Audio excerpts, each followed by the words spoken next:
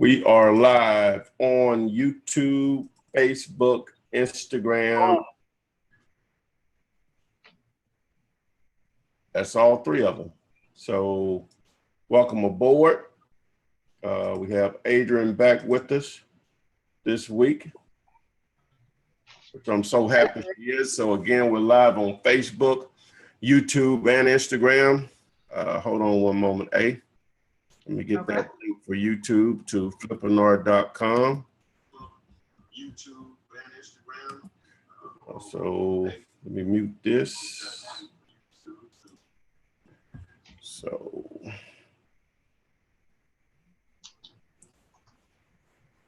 all right.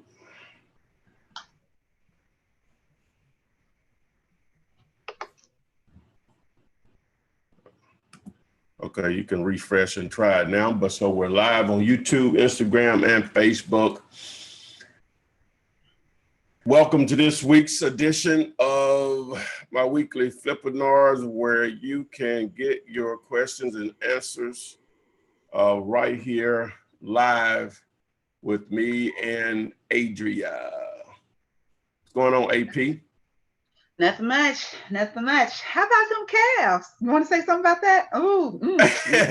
Well, I'm gonna say that. Bring that back up if somebody don't already bring it up or whatever. But bring that up. So guys, go ahead and you start loading your questions. We're gonna try to get to as many people as possible. As soon as you can start loading your questions. But yeah. We'll get to that. You know, I guess I said I would be either genius or a jackass. So obviously, which one am I? So again,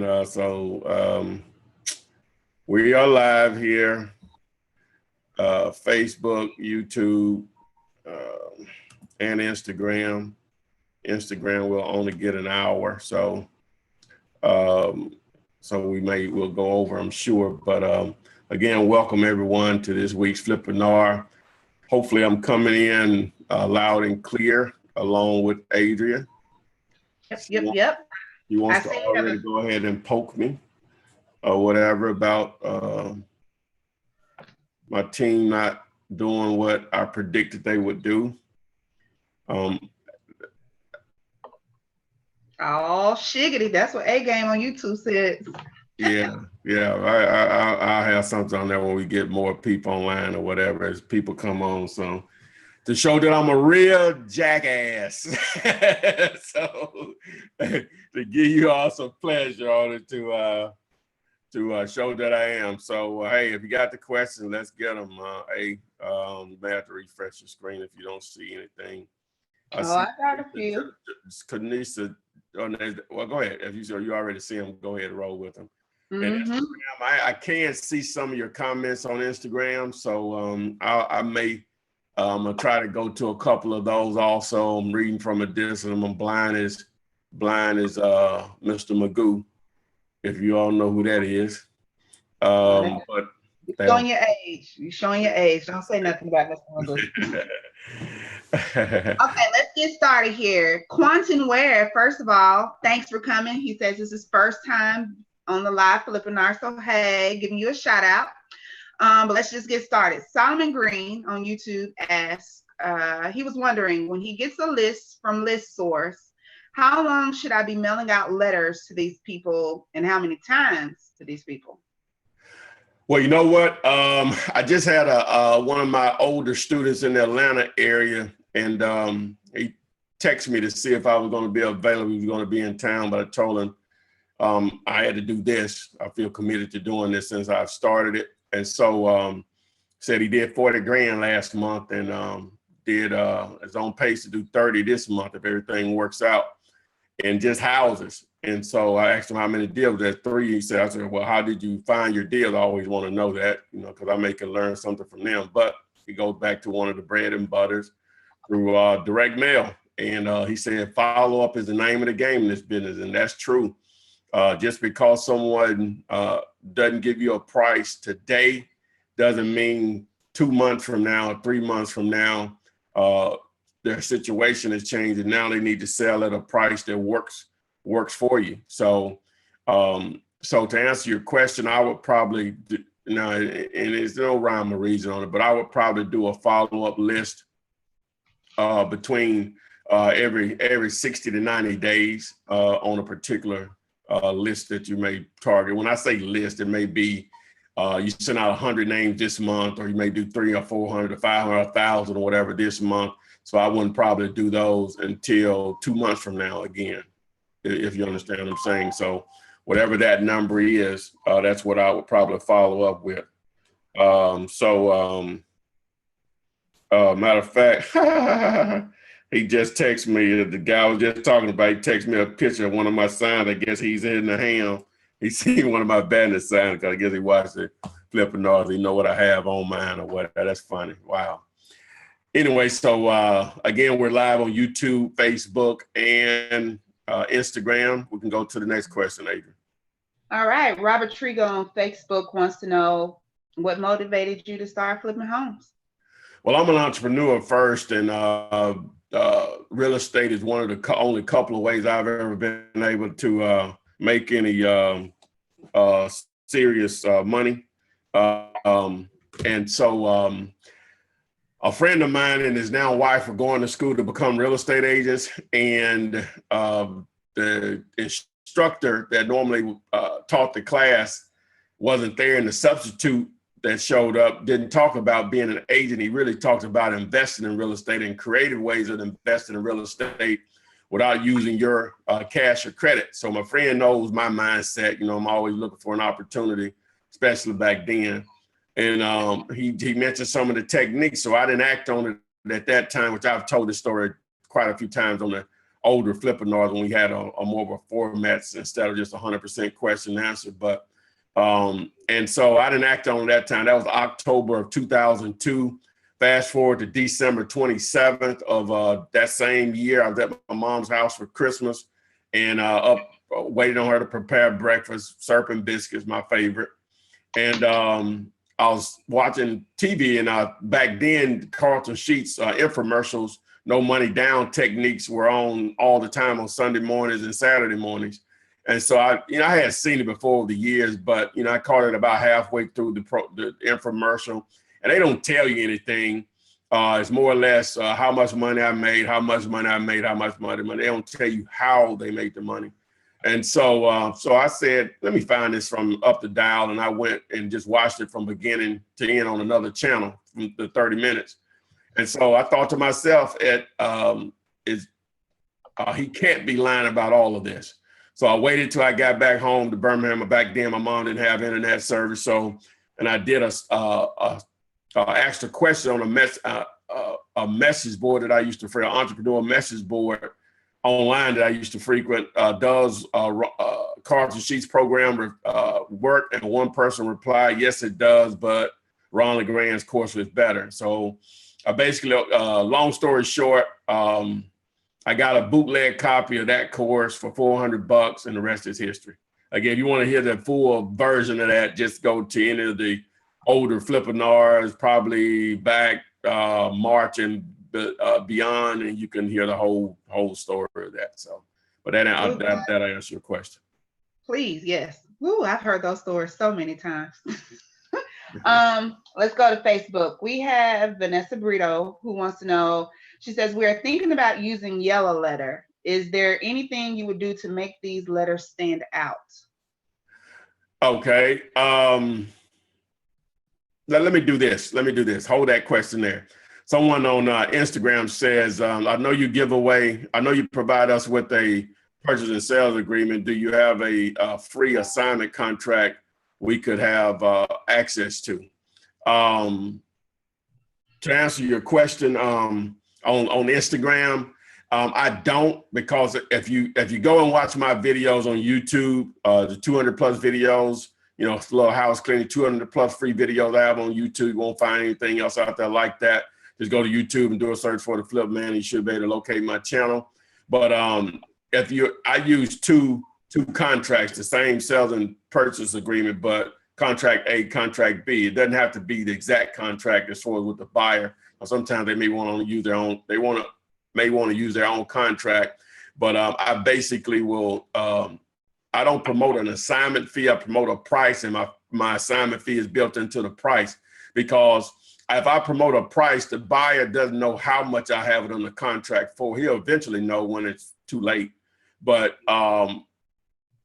if I promote a price, I may have it on the contract for $1, and this is an extreme case, and the contract with the buyer is $75,000. So I would make $74,999. You see what I'm saying? Instead of saying, hey, I want to make $5,000, then they start to negotiate your fee because they don't think you deserve that amount. So we base it on price, then they're basing it on, hey, is this a good deal for me at this price? So to answer your question, I don't offer one. If you feel you need an assignment agreement, Google is your friend. You know, it's a powerful tool. Just do a search for real estate assignment contract. But I'll ask that question again that you asked a moment ago. Okay, about the yellow letters, is there anything that you would put on them to make them stand out?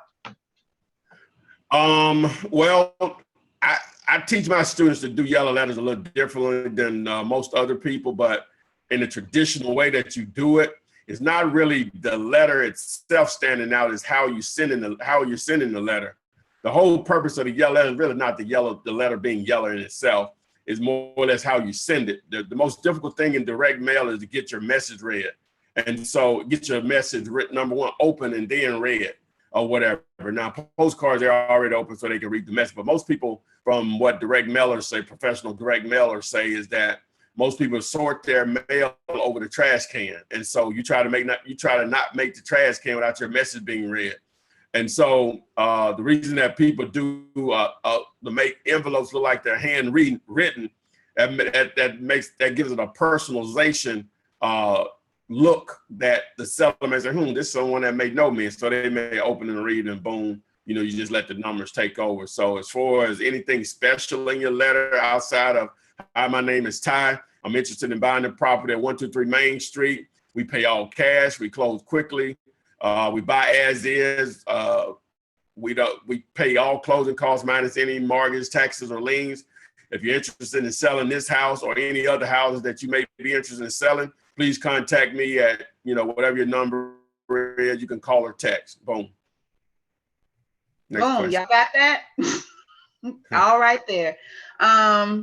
Jody Ross wants to know, should she or he, I'm sorry, have an LLC with a different address than their current address? Well, I would say yes, because it's so easy to get. I say easy, you can get a UPS address, UPS store address, which is an actual physical address, even though it's just a box there at that location.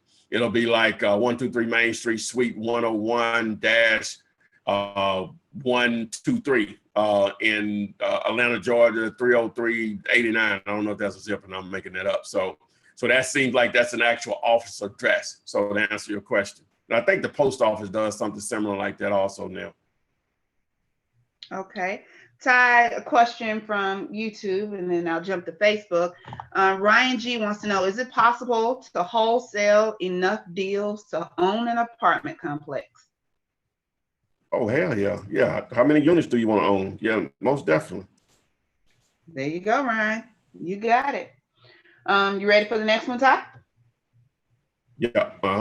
Okay. Devin on Facebook wants to know, if I get a deal on an REO, since I generally can't assign that, can I bring my buyer in as a partner in the offer and then quit claim the property to them following the closing? Would I be able to use something similar to the assignment contract to get paid for the quit claim? All right, repeat that. Okay, he has a deal on the REO and he can't assign that. So he wants to know, if he brings his buyer in as a partner on the offer and then quit claim the property to the buyer following the closing, will he be able to use the assignment in the end to get his money off of? It's a lot, I know. Yeah, that's a lot. That's right. All right. All right. So let's work through that again. Read the first part of it. First part. If he has a deal on the REO, he already states that he can't assign it. Should he quit claim it to his property, to his partner that he's bringing in as the buyer?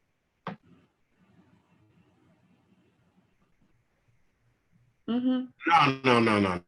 anything with a quick claim is not going to work especially whenever you get ready to, if you're trying to wholesale it. No, well, I ain't gonna say it's a way to be difficult. If you got a quick claim in the chain of title, most title companies are not going to honor that. They're not going to give you title insurance on that. So again, I don't know everything. Just from what I know, that quick claim stuff is not going to fly with title companies. Your buyers want title insurance, if I understood the question correctly. Yeah, he came back and corrected it and said that maybe a contract that is similar to an assignment, not necessarily an actual assignment contract that he could use in this instance. I don't understand the question. Devin, clear that up for me. I'll come back to you. I promise I will. I'll go ahead and move on to Mr. Israel on YouTube. When single tenant buildings are vacant, does it matter if they have a realtor information on them, or is that a problem? No. In most cases, they're going to have a broker involved. In most cases, that's stuff. See, dealing with, whereas I really don't like to deal with realtors with residential, which you can, don't get me wrong, they're just me. But with commercial, it's part of course, and then everybody's investor minded with when you're dealing with commercial in all cases. I'm almost 100% because the realtor's investor minded, the broker, or whatever, you are obviously the buyer and the seller, potential buyer and the actual seller. Everybody are investors in that. Whereas with residential, you may be the only one that's an investor involved. Well, the buyer normally is. Sometimes that may not be the case, but that's why, dealing with realtors is somewhat difficult a lot of times with residential because they don't understand. The only thing they care about is that commission. Okay. Well, I always I'm going to try to make sure I give shout outs. I'm going to give a shout out to Mr. Jody, and then I'm going to let you do a little house cleaning, Ty. Jody says dinner's on him or her. She just put her first house under contract. So way to go, Jody. Congratulations.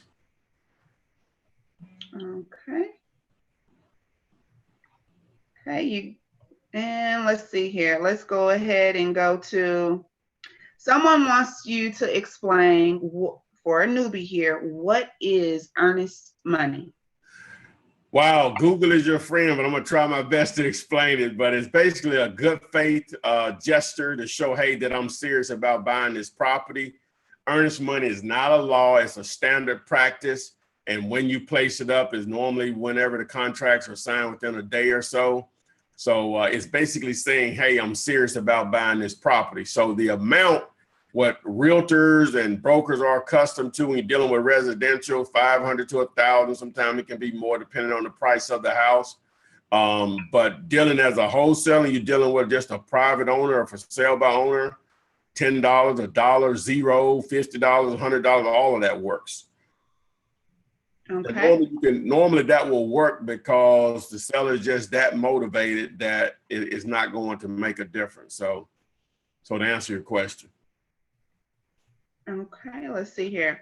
Let's go ahead and answer this one, and then I'll let you tell everyone where they can find your videos and where they can ask any questions or get any additional assistance from you. But Quentin Ware wants to know, what do I do when an investor company, well, I guess a group of investors have bought a home and sat on the property, and when calling them to ask for pricing, they say, give me an offer, then I'll give you a price. Do you even bother dealing with anyone like that?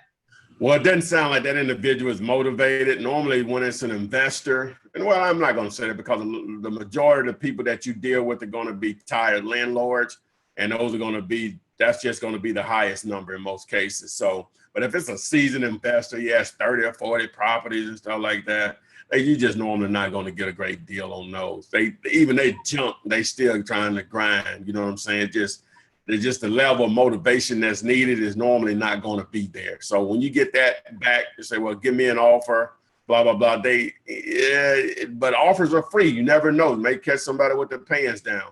So make the offer, but make an offer that you're embarrassed about, that you just totally just shame of. Normally that's going to be low enough. You're not expecting them to accept it. Your follow-up question, which a lot of my students, non-students heard me say, your follow-up question should be, how close can you come to that amount? So with that being said, then you know what their real amount is in most cases. So you roll with it if it works, if the price works for you.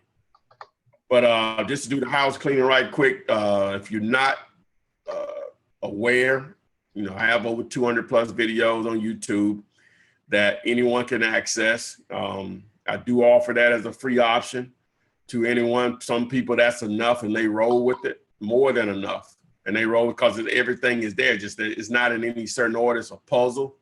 But for others, if they need a step-by-step coach, then right here in the background, flipman.net, I do offer that. That's a paid option though. With the courses on wholesaling houses and apartments, I do have a course on flipping vacant commercial buildings. You can check out pricing there. I won't quote it here because it will change at some point.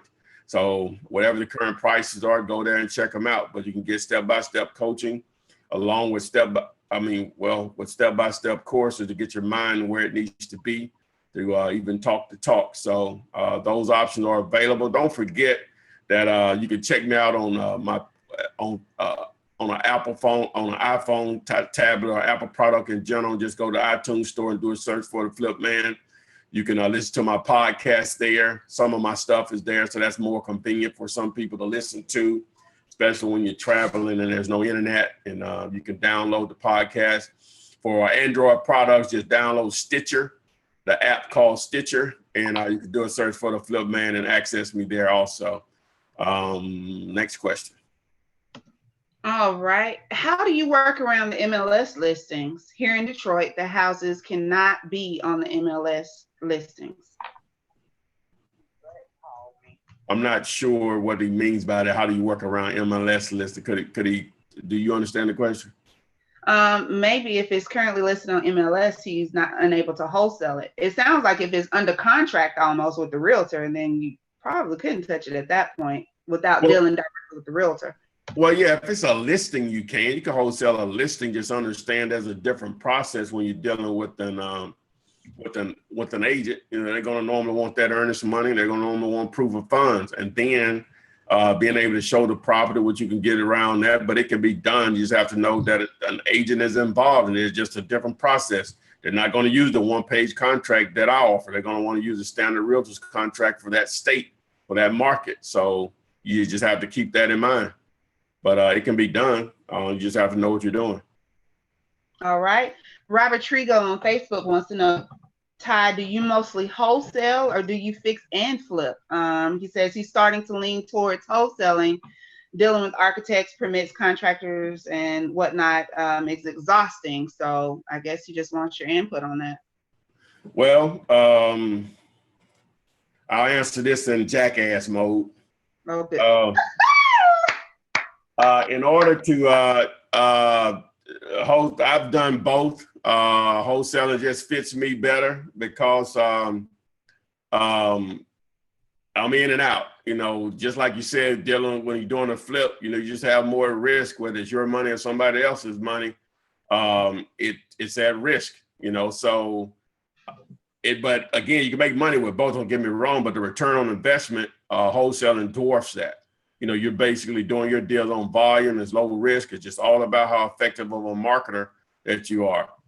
So stuff in my mouth. And so, so wholesaling, and the thing about it, I always recommend, even if people have the resources, to start out wholesaling because it'll teach you the business.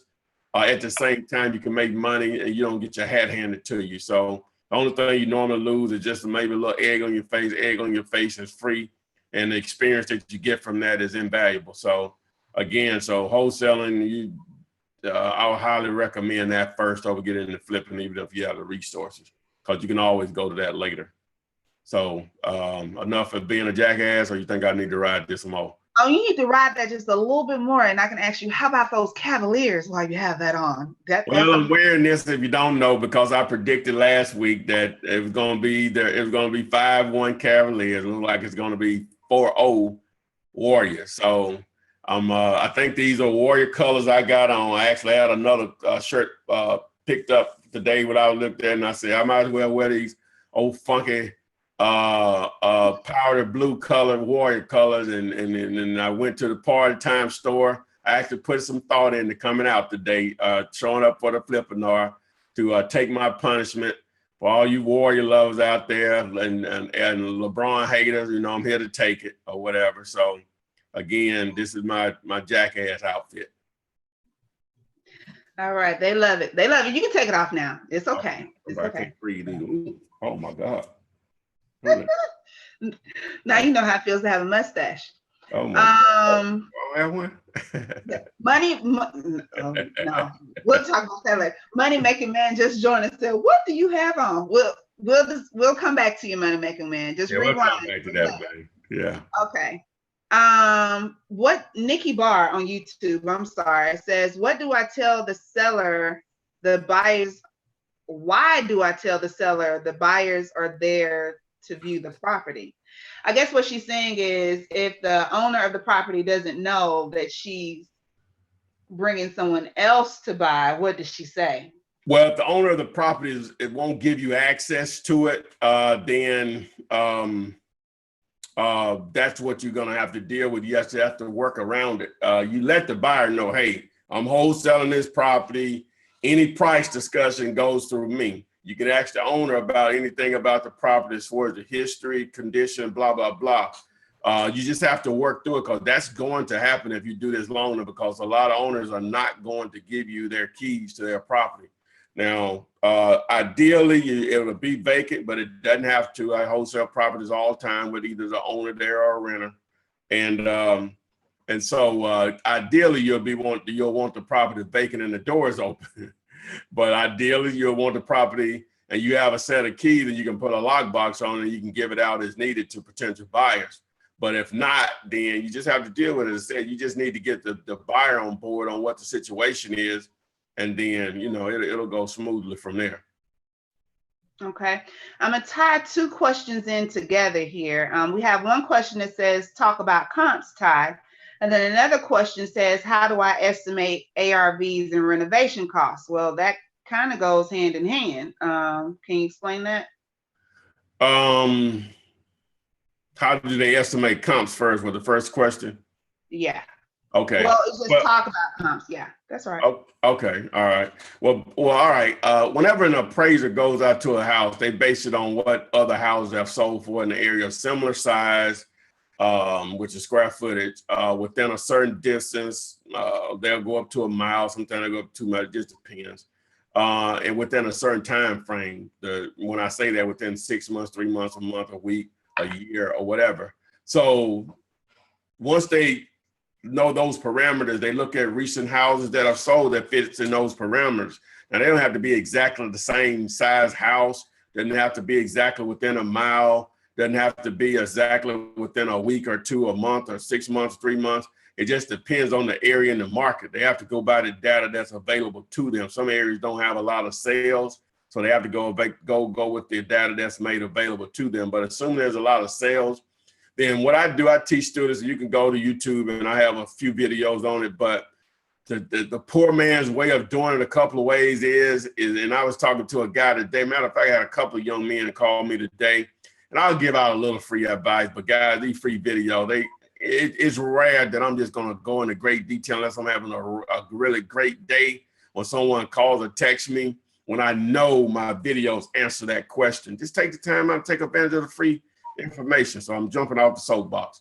Anyway, so but what I do, you Google the address and you have Zillow, HomeSnap, Trulia, Realtor.com, Homes.com, ePraisal, Movado, I think is how it's pronounced. You have a number of sites that are going to offer value. So what you're looking for is the highest three values that are consistent with each other. Example, you may have 150,000, you may have 140,000, you may have 139,000, then you may have 75, and then you may have, we'll just say 90,000.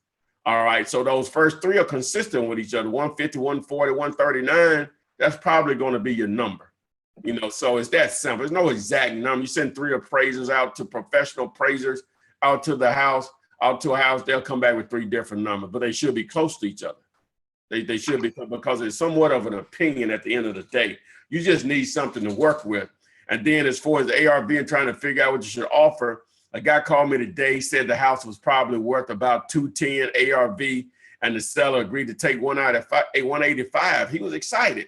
I'm like, man, let me simplify this for you now. And I don't know what the breaking point on this is, but the higher price the house, this 30% and 40% stuff works best. When I say that, I mean 60% or 70% is just the flip side was making 100%. But if you automatically take 30% of a $210,000 house, we'll just say 200,000 because I know what the easy math is. That automatically goes down to 140 just without doing any, without estimating any repairs, your fee or anything, right? So if he's asking 185 and you know your number is 140, it's rare someone is going to come down that low because they actually need to come down lower than that. You see what I'm saying? So there's no reason to waste your time. And again, offers are free. Offers are free. If they ask 185 and you told them, say, hey, I can only do 100 on it. And, you know, he may hang up on it. That's fine. Again, that doesn't cost you anything. You move on to the next person. Don't take it personal. So that's basically how you do ARV. It's a little bit more detail, but the videos that I have are going into that detail. All right. Pam Brady on Facebook wants to know, do you market to probates and how do you get a probate list? I'm not a probate guy. You know, I like to be transparent on the stuff that I like to do, but it's another source that you can target, and how accessible the probate information will be will depend on the county and how they make it accessible to the public. Now, with an absentee list that you can get from ListSource or Melissa Data, it really takes care of all of that. It allows you to target, you know, probates, divorce, landlords, you know, people that have properties, but they don't live in it. But that's really what you're looking for or whatever, because a probate situation, a lot of times they're not living there. And I know that's what people are looking for.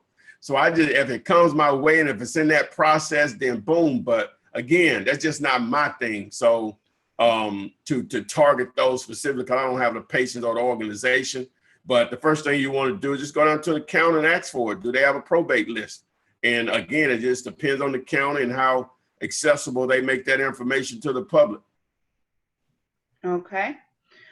Richard Williams on YouTube asks, can you use an attorney or a title company from another state to do the closing? He says they do have title companies in North Carolina, but some attorneys don't know how to double close. Someone will do it there. There's no reason to use an attorney outside the state.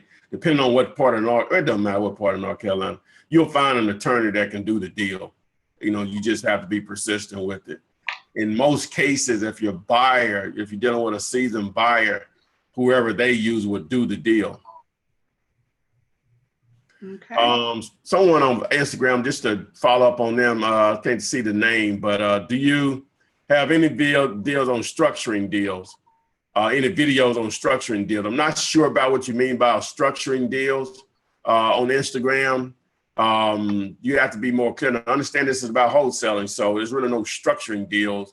You're just trying to get the cheapest price available. Now, if you're talking about setting up some form of owner finance, lease option subject to, or whatever, then yeah, that's a different animal in itself. So to answer your question, I have maybe 1 or 2 videos on that, but for the most part, no. Okay. We're just going to do it like every few minutes, but I have Orlando Peoples on YouTube who asked, where do you recommend a newbie start their education? So go ahead and do a little house cleaning again here. Orlando, I hope you're listening. You got some good videos and information that can most definitely get you started. Ty? But yeah, again, on the house cleaning, yeah, we added 200 plus videos. Again, if you're not aware, that's for anyone to take advantage of. Don't think I'm being rude when I refer someone. If you text me, you ask me a question that I know my videos answer a lot of times, multiple times, depending on the topic. don't think that I'm being rude. If I refer you back to the videos, I'm just giving you an opportunity to take advantage of everything you need to know or whatever. So, but for some people, the videos are not enough. Now, I do offer my expertise personally, step by step, at flipman.net with courses and coaching, unlimited coaching, you know, as long as I'm breathing. So that is an option. Again, don't forget about the Flipman podcast. You can go to Flipman podcast to access flipmanpodcast.com to access that on either Apple or Android product. And you know, you can check me out on Instagram at flipman.net also. So next question. Next question. It ties into what you said. I know there's a video on this, but maybe a quick answer. Turnersville 2000, homemade bandit signs versus store-made signs. What do you think is better? Store-made is expensive in New Jersey. Well, anything is better than nothing. Let me just say that. But to answer your question is that I've promoted on a much older video, handwritten signs, but most people just don't know how to do them. It just boils down to that or whatever. They don't understand the importance of the right marker is probably more important than anything. And the contrast in color, people do them on yellow signs, which if you do it the right marker, yeah, it'll look good, but white is going to always be better with either red or blue. It's just, that's the way our eyes as humans are trained to see red first and blue second or whatever, but anything is better than nothing. So, and then printed signs are so cheap now. You know, you're talking about doing some handwritten signs. Say you did 100 handwritten signs and it cost you, we'll just say $50. You know, for another $70, which that may be a lot for some people. I understand that. Another $70, you can get printed signs, and they're just going to be more visible than handwritten in most cases. So I'm going to always say printed. Okay. Got a question here on Facebook. Carlos says, have you ever utilized Hubzu? And if so, what was your approach? Would hard money lenders give you funds on a cash only property? No, I haven't had any experience with it, but you know, we'd be happy him to share his experience. You should be getting a message from a Jeremy Collins. So when you see it, just read it out. All right, will do, Jeremy. I have a pretty long one here, so brace yourself. It's from Juan Balbuena. He says he's been driving for dollars for the last week and he's found 4 vacant properties. For one of them, he's gotten the owner's info through the neighbors. But the other 3, he wants to know what's the best, fastest way or website to find the owner's info. And he doesn't mind paying a monthly subscription. He just needs to find those owners. Well, the first thing you're going to do is, and let me do this first before I answer that question. Let me go to Instagram for a question. Is that okay? All right. We'll come back to you. We'll come back to that one. Okay. What do you, from Instagram, what do you think about deals in Los Angeles being very expensive? I live here. It doesn't matter. That's what people can afford. If you can find a great deal, if the house is a $400,000 house and you can get it for $210,000, that's a $190 spread. I don't know what the repairs, but just assume the repairs were $30,000. You know, that's going to be a deal. That's what people can afford. You're going to have cash buyers in California that can gladly and easily pay for that. You know, so that's a question from Instagram. So what was that question again we just had? Best way to find homeowners of a vacant property. Okay. Well, the first thing you want to do is you got to determine who owns the property. And in most states, that's public information because the tax bill has to go somewhere. So hopefully the address, the mailing address is different from the actual address that you're targeting. So if that's the case, if it's different, then you would simply pop something in the mail. Now you can do a quick Google search and maybe the white page listings will have their name and number. Now you can also use a service like Intellis. There's some others out there, but Intellis.com. I think it's spelled INTELIUS.com. And you could do a search for that person's name and that address, and it'll probably provide either their actual phone number and or there's some of their relatives or possible relatives. The other thing you could do is go out there and ask the neighbors. You know, sometimes they know how to reach that person and give them an incentive incentive to reach out to the person with your phone number, and you go from there. And again, just being persistent and just follow up. All right, hope that answered your question. I do have that question from Jeremy Collins off of YouTube. Jeremy wants to know, well, actually Jeremy states, I'm a licensed Texas realtor and am currently in my hometown of New Orleans. He says he has an agent in California that gets pocket listings and sends him some numbers on a deal. The after repair value is 2.5 million. The repairs are going to cost anywhere from 250 to 300,000, and the deal is for 1.6. So to buy it for 1.6, I guess ultimately he's wanting to know, is that a deal? Well, on the surface, we were talking about 1.85, and it's 2.5 million. So that's what is that, $650,000? So 20%. So 20% on 2.5 million is 500,000. All right, take another 10% off of that, it would be another. Well, it won't be that much. Wow, the realtor commission on that would be ridiculous. Would it be about 70 grand? So on the surface, it would be a deal. On the surface, I don't even see why that would be even still be available. I guess it's a pocket listing on it. Maybe the agent doesn't have that type of network of buyer, but just on the surface, it would be a deal. To answer your question, Jerry, the concern there is going to be what they're going to want for earnest money on a property like that. Easily probably 25 grand.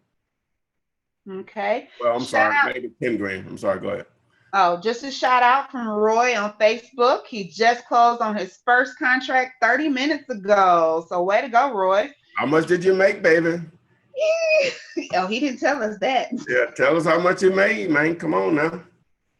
Okay, Candace wants to know, she says, hey, Ty, do you recommend doing residential wholesaling first before commercial, or can you start with commercial? And she asks also, do you offer a payment plan on the commercial course? Well, as far as which one you should start first, it depends on how bad you need money, because it's going to take a minute. Even if everything works in place on the commercial, everything works on, everything was perfect. It still may take you 4 months or 3 months or 60 days. It takes a while. We're just going to say 90 to 180 days easily. So, so it just depends. So if you have the patience and money is not an issue as for I need to do something quickly, then yeah, why not tackle the beast? But nothing prevents you from targeting them all. Now, as far as a payment plan, I really don't offer one. I really don't. You know what I'm saying? I really don't. So. But I do have some flexibility. I'm negotiable. Somebody call me and say, hey, boom. Hey, I got this right now. Hey, you may catch me, and girlfriend might want something. You know what I'm saying? I don't want to go, say, hey, just take care of it or whatever. So, hey, whatever, so my mom or sister, somebody like that. And, I always, when I spend money, I look for ways to replace it quickly, even though I have it, whatever. If I do have it, don't just somebody. If I have it, I always look for the quick avenue to replace it. Especially sometimes it's just timing. But normally I don't have a payment plan. Just to be clear on it, I'm just joking. I don't really have a payment plan. All right, just going back to Roy, he told us how much he made. He said $2,750. I made $2,500 on my first one. Hey, it was like $250,000, but hey, that's what's happening, man. That's gold. It's gold. It's only the drop in the bucket, Roy. Keep it going. We do have a question from Carla. She's wanting to know, are the steps of doing a wholesale outside of the U.S. the same as it is within? She has a deal in the Virgin Islands. I have no idea, baby. I don't know the laws. You know what I'm saying? It's just what it's going to boil down to, just contract law and obviously real estate law. But I have no idea. I have no idea about that. And I have no idea. And then if you call an attorney over there, because you can call an attorney here and that's so you can't do it. So you can't even go by that. You know what I'm saying? So I have no answer for you on that. It would be nice if you could deal with a seasoned investor in that market. that does creative real estate investing. And it probably, but I don't know how you will find someone like that. So I'm sorry, I don't really have an answer for that one. Okay. Did you have any question on Instagram at the moment? Yeah, on the gram, on IG as they call it. Have you ever heard of buying junior liens on over leveraged homes for pennies on the dollar? To answer that question, no, I have not. No, I have not. Queenie Travel said, "Hey, Ty," on Instagram. Hello, Queenie Travel. Mm-hmm. Okay. A question from YouTube. Can you wholesale vandalized properties? They have broken windows. It's a bit roughed up on the inside, but the overall structure and property is in decent condition. Oh yeah, most definitely. That's yeah. Burnouts. If you can wholesale a burnout, you could definitely wholesale a vandalized property. No question. Well, you answered two questions because Quantum's question was, can you what's your input on burned properties? Is burned and damaged properties good for wholesale? Yeah, well, it like with anything else, it's just based on repairs, So with a burnout, you don't have to get those extremely cheap because you could. Oh my God, the expenses to repair those can just get as astronomical. So sometimes it won't even make sense. It may be a $60,000 neighborhood, and you can get it for $1,000. It still may not be cheap enough. You know what I'm saying? So it just depends. But to answer your question, yeah, I did one in a middle class neighborhood back in it might have been January or December. So somewhat recent. So yeah, you can do them. Okay. Just give an idea on that deal. I only made like $3,000 on the thing, but I think I got on the contract for 55 and wholesaled it for 58, and it was probably a $200,000 house, but it was going to cost probably about 75 to fix it. So that's the thing. Okay. Sticking with YouTube, Jerome Smith asks, he's located in a depression town of Daytona Beach, is voted lowest paying county in the state. His question is, how can I take advantage of wholesale in a town where the income is so low? You can't really go by that kind of stuff, man. Are people living there? Or the house is free? Well, now, somebody's buying. The main thing is how large of a population are you dealing with more than anything. More so than the income levels, is just how large of a population are you dealing with. If you're talking about countywide 50,000 people, then it's going to be difficult. You know what I'm saying? Because a county can be fairly large, but if you're talking about a county and it's 1 million people, within that county, then yeah, you're going to have plenty of opportunities. So it's really more based on the population more so than what's deemed as the depressed area and all that stuff, because the houses are not free. So that means someone is investing there. It's just that simple. It's just that simple. If the houses are not free, somebody's investing there. So just more or less population more so than the income levels. All right. Here's your math question of the day. You're going to get a couple of these. What would you offer to someone who owes $70,000 on a house and comps say the ARV is about $97K? Seller says it only needs minor cosmetics. Deal or no deal? What's the ARV? 90 what? 97. Okay, so 30% of 97 is what? We'll just say 100. We're just going to say 100, right? Mm-hmm. So 30% of 100 is 70,000. We can stop right there. There's no money to be made. None.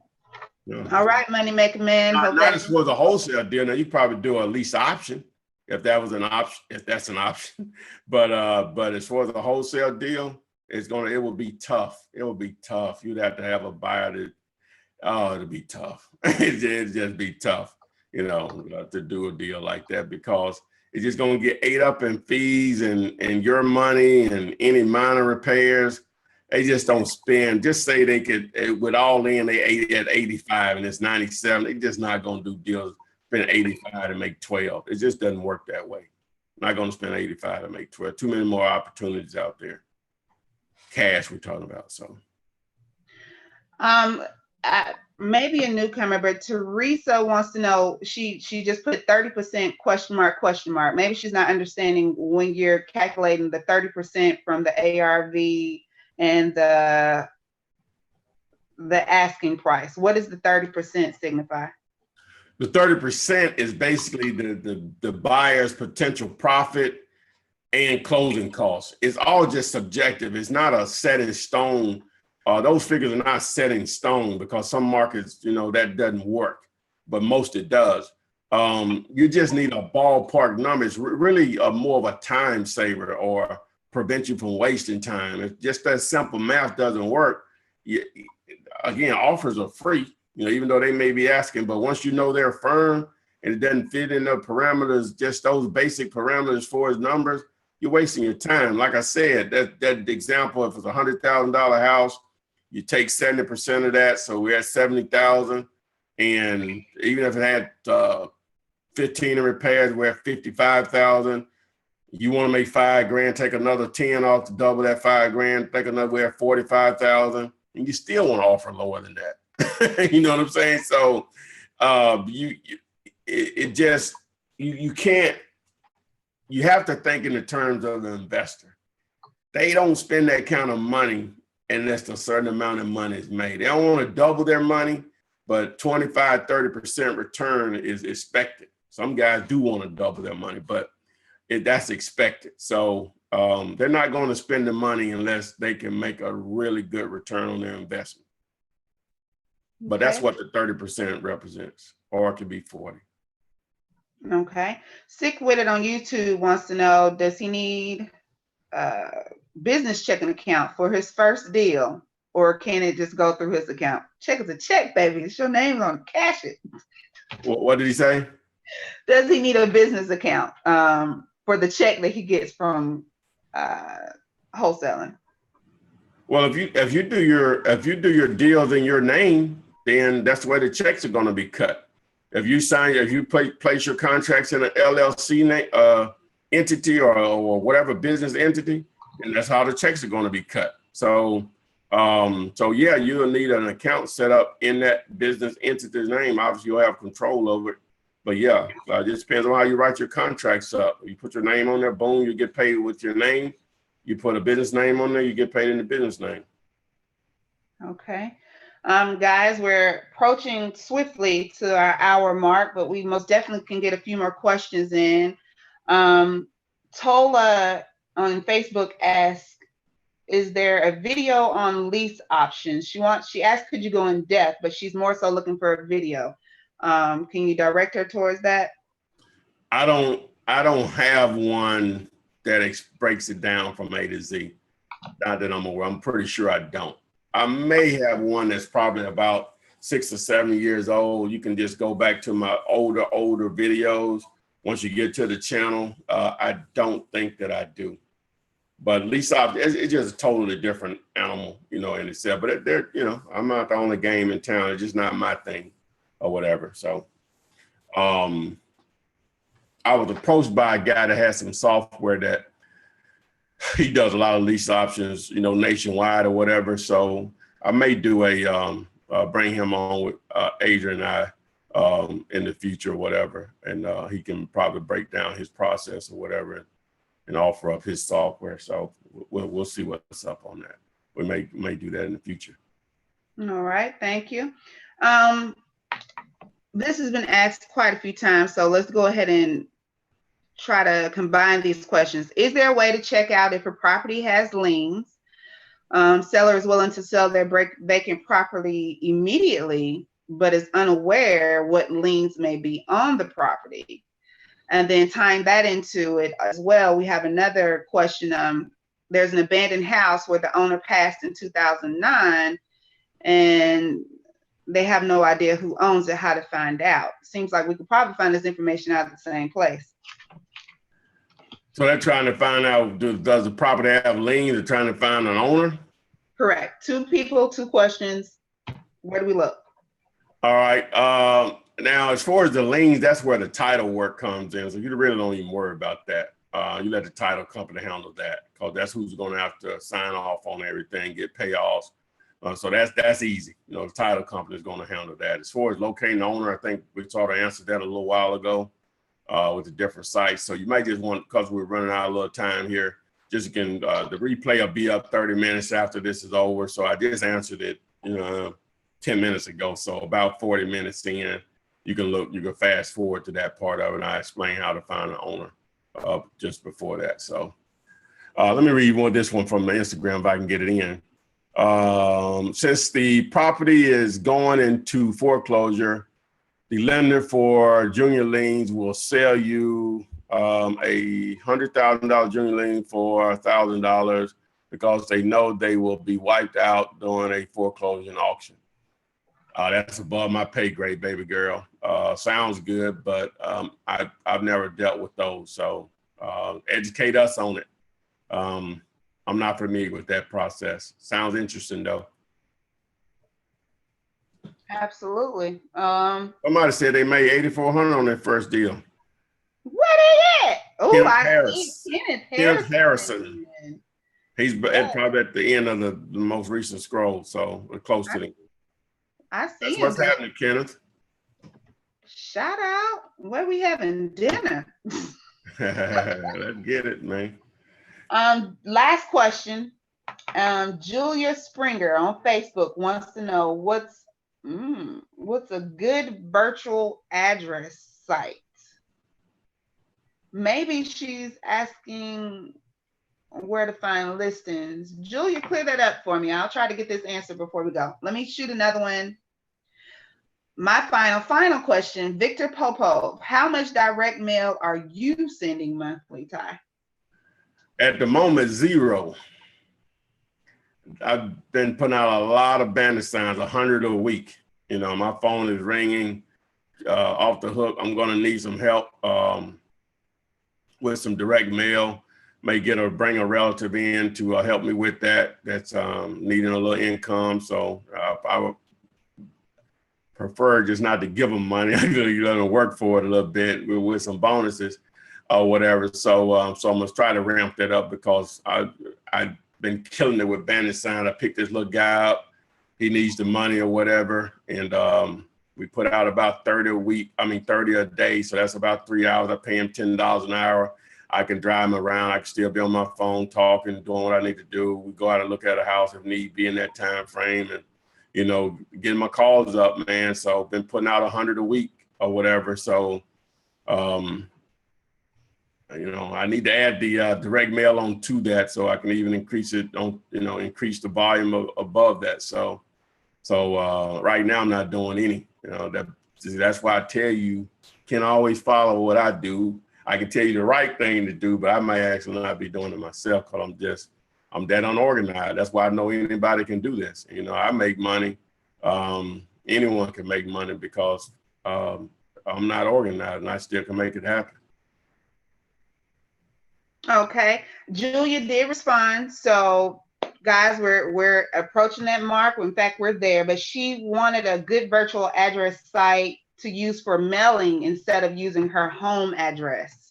Yeah, I discussed this a little earlier, but I'll repeat it. UPS store address will work good for you because it's an actual physical address. They give you a box. They'll accept packages for you and so on. So UPS store address, if you have those in your market. So that's what I would recommend. And just to tag on to Mr. Harrison, who made the 8,400, he says, this is real, people. I spent maybe $40 on that deal, and that was in gas. I told him maybe message us. Maybe we can feature him and he can tell us a little more about it. Yeah. Text me, man. Put my number in the thing, 205-492-3425, 205-492-3425. I think it may not let you put it in there. Did it?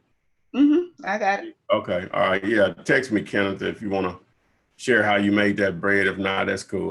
We understand. Spill it, Kenneth.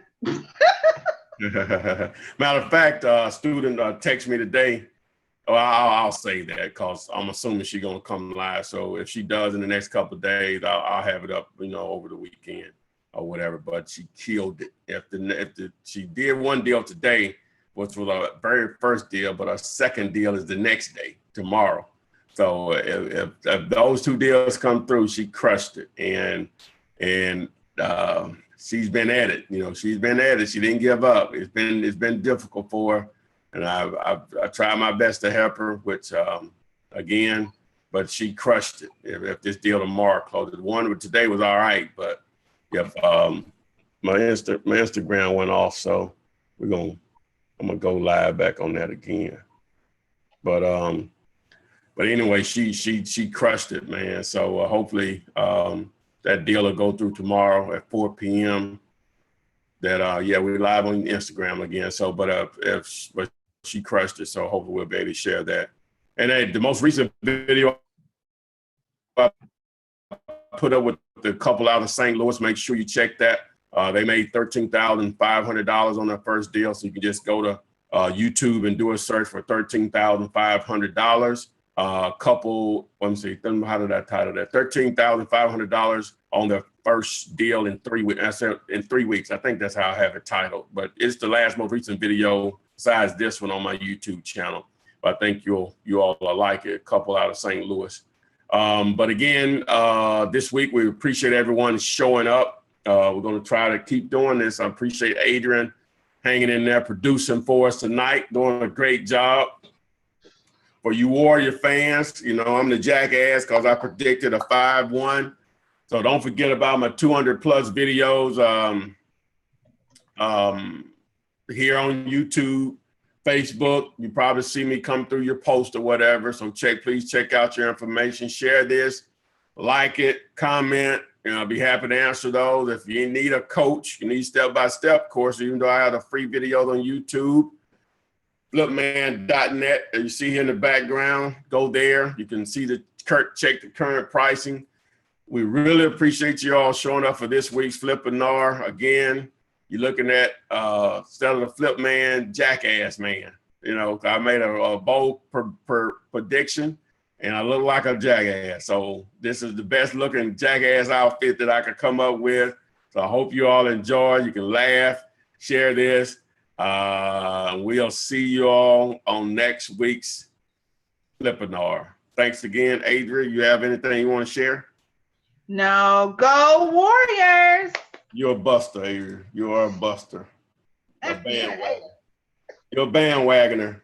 I know, because last week I said Cavaliers. Yeah, that's what I thought. Yeah. Goodbye.